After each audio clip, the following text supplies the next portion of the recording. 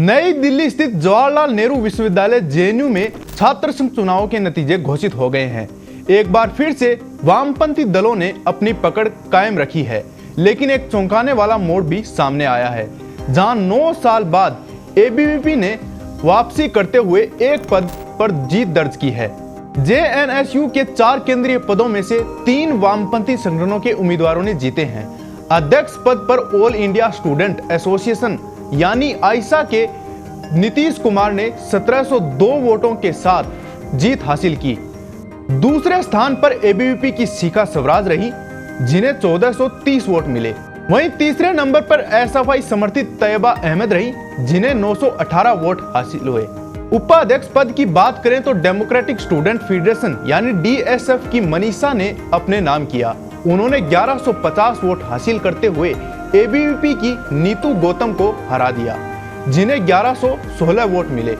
वहीं general secretary का पद भी डीएसएफ के खाते में गया। मुंतहा फातिमा ने 1520 वोट पाकर एबीवीपी के कुणाल रॉय को पीछे छोड़ दिया।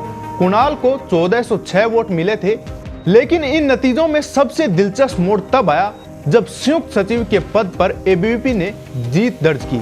एबीवीपी के वैभव मीणा ने 1518 वोट हासिल करते हुए आइसा के नरेश कुमार और पीएसए की निगम कुमारी को हरा दिया।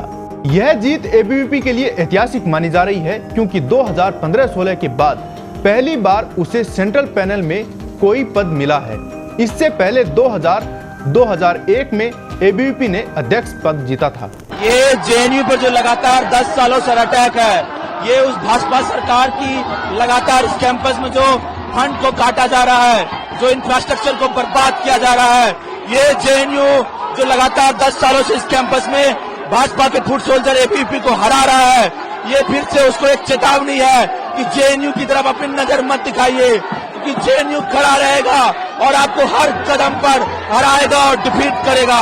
यही मैंडेट है इस कैंपस का। इस कैंपस में जो लगातार फंड काटा जा रहा है, हम इस कैंपस में सरकार के खजाने से फंड को खींच करके लाएंगे। कैंपस में जो इंफ्रास्ट्रक्चर को बर्बाद किया गया है, उसको बेहतर किया जाएगा। जेएनयू का जो एंट्रेंस एग्जामिनेशन का अपना एक मॉडल है, उसको दोबारा रीइंस्टेट किया जाएगा। जीएसकेएस को वापस लिया जाएगा। सीपीओ मैनुअल जो इस कैंपस में लाया गया है, उसको दोबारा रोल बैक किया जाएगा। इस कैंपस का वामपंथ का आंदोलन खड़ा है।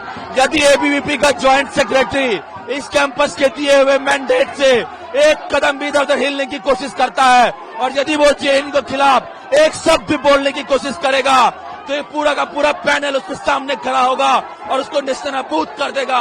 तो उसको एक चेतावनी है कि जेएनयू के खिलाफ एक शब्द भी बोलने की कोशिश नहीं करे। ये कैंपस लगातार उन लोगों के साथ खड़ा है जो इस कैंपस के संघर्षों के साथ खड़ा है। इस कैंपस में आइसा तमाम स्टूडेंट्स के संघर्षों के साथ 365 दिन 24 घंटे और एक सेकंड खड़ा रहता है, और ये उसी संघर्ष की जीत है कि आज हम यहाँ पर खड़े हैं। गौरतलब है कि इस बार वामपंथी खेमे में भी फूट दिखी। आइसा और डीएसएफ एक तरफ रहे, जबकि एसएफआई एआईएसएफ ने बापसा और पीएसए के साथ गठबंधन किया। दूसरी ओर एबीवीपी ने अकेले चुनाव लड़ा। 25 अप्रैल को हुए मतदान में कुल 5500 छात्रों ने हिस्सा लिया, जो कुल मतदाताओं का करीब 70% है। हालांकि यह पिछली बार के 73% टर्नआउट से थोड़ा कम रहा, फिर भी 2012 के बाद सबसे ज्यादा है। हाँ, जीत हुई है, तमाम छात्रों की जीत है इस कैंपस में। जो भी छात्र इस कैंपस में समझते हैं कि अगर फी हाइक के खिलाफ कोई लड़ सकता है और लड़ा है, तो इस कैंपस में लेफ्ट है, जो इंश्योर करवाता है कि सबसे कम पैसे में सबसे बेहतर पढ़ाई का, जो इंश्योर करवाता है सबको हॉस्टल दिलाने का। तो उस इंश्योरिटी के लिए इस कैंपस के छात्रों ने लेफ्ट पे भरोसा जताया है, और ये आज से नहीं जता रहे हैं, ये पिछले कई दशकों से जताते आ रहे हैं हम लेफ्ट पे, और लेफ्ट लड़ते भी आया है। इस कैंपस में जो लगातार वायलेंस हुए हैं एबीवीपी के द्वारा, आरएसएस के गुंडों के द्वारा, 5 जनवरी के आरएसएस के गुंडे इस कैंपस में घुसते हैं, छात्रों को, कॉमन छात्रों को मारते हैं।